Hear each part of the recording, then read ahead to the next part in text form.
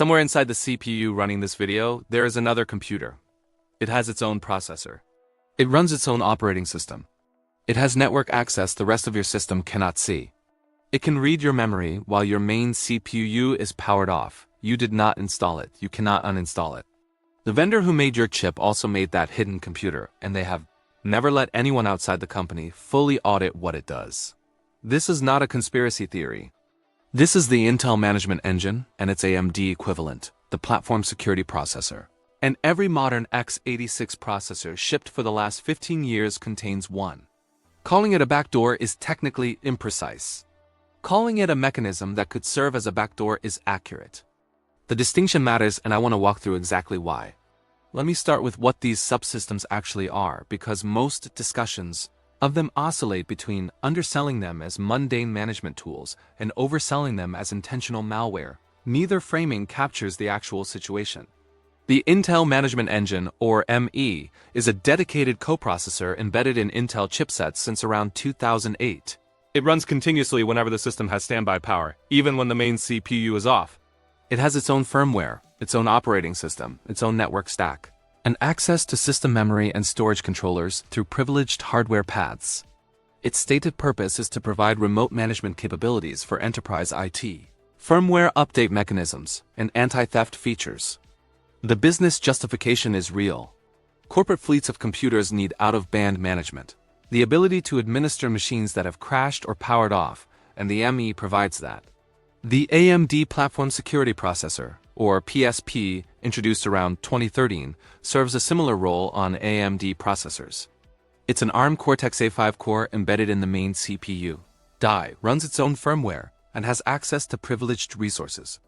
Like the ME, its stated role includes secure boot verification, trusted execution environment support, and firmware management.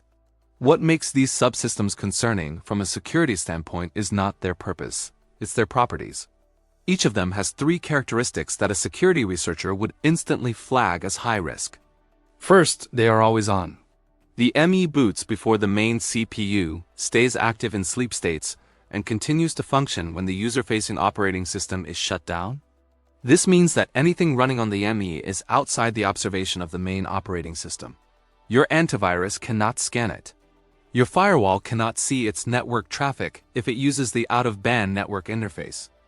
Your system monitoring tools cannot report its activity. Second, they have privileged access to everything. The ME can read and write main system memory. It can access the disk. On systems with Intel's active management technology enabled, it can send and receive network traffic through a dedicated path that bypasses the main operating system entirely. The PSP has similar privileges on AMD platforms. These are not sandbox processes. They are deeply trusted components with a threat model that assumes they are trustworthy. Third, their firmware is closed source and signed by the vendor. You cannot inspect the code running on your own CPU's management engine. You cannot replace it with code you trust. The firmware updates are delivered by the vendor, and the signing keys are held by the vendor. You are, in the most literal sense, running code you cannot see, on hardware you thought was yours, with privileges higher than your operating system. Now, is this a backdoor? The word backdoor implies an intentional, undisclosed mechanism for unauthorized access. Under that strict definition, neither the ME nor the PSP has been demonstrated to be a backdoor. Their existence is disclosed. Their purpose is described in vendor documentation. What they can do is broadly known. They are not secret. Under a looser definition, meaning a capability that could serve as a backdoor if compromised or coerced, they absolutely qualify. And this looser definition is the one that matters for threat modeling, because what a system can do matters more than what its makers claim it does. Let me give you concrete examples of what has already gone wrong. In 2017, security researchers Mark Ermolov and Maxim Gorichi disclosed a vulnerability in the Intel Management Engine, tracked as CVE 201-75705 and related CVEs, that allowed arbitrary code execution on the ME. An attacker who could exploit this vulnerability gained access to everything the ME could access, which is roughly everything. Intel patched it through firmware updates. But the disclosure demonstrated that the ME was not just a theoretical concern. It was a real attack surface with real exploits, and the researchers published their findings showing active compromise paths.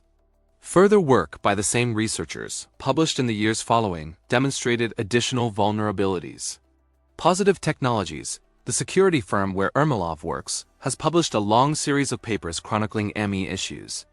In 2020, they demonstrated a vulnerability that could not be fully patched because it was burned into read-only boot ROM of the ME itself. The mitigation required workarounds, not fixes. The hardware, quite literally, shipped with a flaw that could never be closed. AMD has had its own share of PSP vulnerabilities. In 2018, CTS Labs disclosed a series of issues in the PSP, though the disclosure process was widely criticized for its aggressive timing. Subsequent work by independent researchers has confirmed multiple PSP-related vulnerabilities, some patched, some partially mitigated. What this history shows is that the ME and PSP are not invulnerable trusted subsystems. They are complex, under-audited pieces of software running with the highest possible privilege in your system, and they have bugs like any other complex software. When they have bugs, the consequences are maximum. When they are compromised, there's no operating system defense that recovers because the ME sits beneath the operating system. Now let me address the state actor angle because this is where most discussion of hardware backdoors goes and where most of it goes wrong. There is no publicly verified, reproducible evidence that the ME or PSP contains an intentional backdoor inserted by a nation-state or by the vendors themselves. What exists is a lot of circumstantial concern. The vendors have not allowed independent full audits. The MIA's firmware is cryptographically signed, meaning replacement with an audited version is not possible on production systems. Certain ME components, like the high assurance platform mode, were introduced at the specific request of government customers and can be enabled in ways that reduce the MIA's capabilities.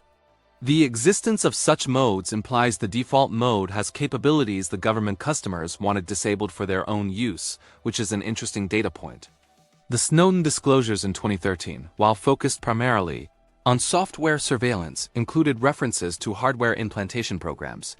The NSA's Ant catalog, leaked in 2013 by Der Spiegel, documented physical implants installed on intercepted shipments of enterprise hardware, including tools that would establish persistence at the firmware level.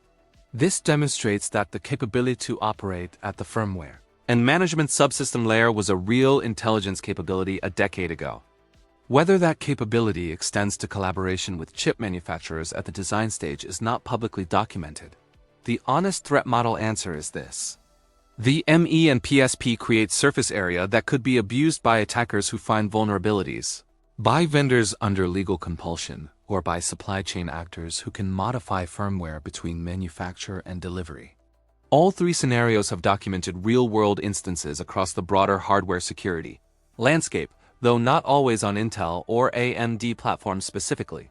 The capability exists. The incentives exist.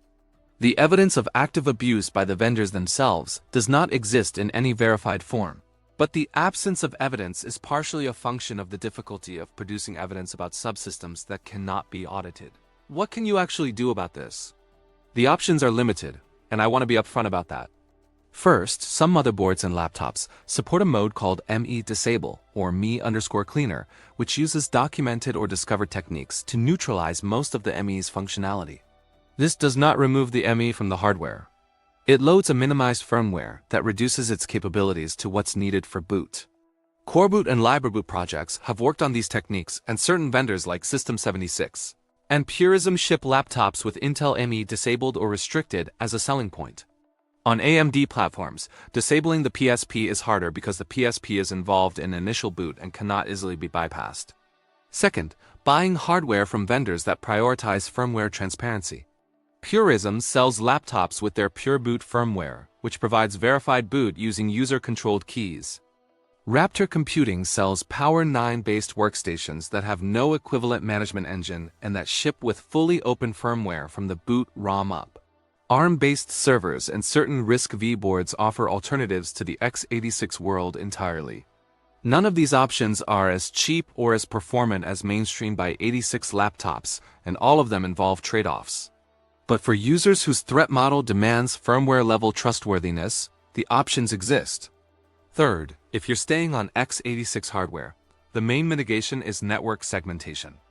VM's network capabilities require either direct wired network access with specific configuration or explicit enablement on the host system. Most consumer systems do not have the ME's network features active by default. Verifying that and keeping them inactive reduces one of the higher risk vectors. This does not address memory access or disk access, which are architectural, but it limits the remote attack surface. Fourth, keeping firmware up to date. This is counterintuitive because the vendor you're worried about is also the vendor pushing the updates. But in practice, firmware updates generally fix disclosed vulnerabilities faster than they introduce new capabilities of concern. A patched ME is meaningfully safer than an unpatched one, because the patched versions have closed the known exploits that third-party attackers could use. The broader frame is this. Hardware trust is a layered problem, and the closer you get to the silicon, the fewer your options become. Open-source operating systems give you software layer auditability. Open-source firmware projects like Coreboot give you some of the boot chain. Fully open hardware is rare and expensive. The management engine lives at a layer where open alternatives are scarce, and the economics of the chip industry make that unlikely to change soon. For most users, the ME and PSP are a theoretical risk. The practical attack surface that matters for everyday threats, malware, phishing, data exfiltration through normal operating system channels, has nothing to do with the management engine. If someone's threat model does include state-level adversaries with hardware-level capabilities, the management engine is one of many concerns, and it should be addressed in the context of physical security, supply chain controls, and operational practices that are much larger than any specific hardware choice. The honest conclusion is that calling modern CPUs backdoored is both right and wrong. Right in the sense that they contain privileged subsystems you cannot audit. Running code you cannot verify with capabilities that would constitute a backdoor if misused. Wrong in the sense that the word backdoor implies intent we cannot prove, and the alternative interpretation. Poorly governed complexity in a market that does not reward security transparency is both more accurate and more actionable. The fix is not to panic. The fix is to demand better from the hardware market, to support the vendors who do prioritize transparency, and to understand what you are actually trusting when you buy a computer. Trust is not binary, it's always conditional. The management engine is a conditional trust that for now, most users extend by default because they have no realistic alternative. Knowing that you're extending it is the difference between consenting to a trade-off and being unaware of its existence. If you want me to cover the open hardware alternatives in depth, particularly the Power9 and RISC-V ecosystems, or to do a dedicated breakdown of how Coreboot and me_cleaner actually work on specific hardware, drop a comment. That's a long series I've been planning, because the hardware trust problem is too big for a single video, and the alternatives are more viable than most people realize. Until then, the CPU in your machine is doing more than running your code. It's running someone else's code too. The question of whose interests that other code serves is one you're going to have to form your own answer to, because the people who could answer it definitively have structural reasons not to,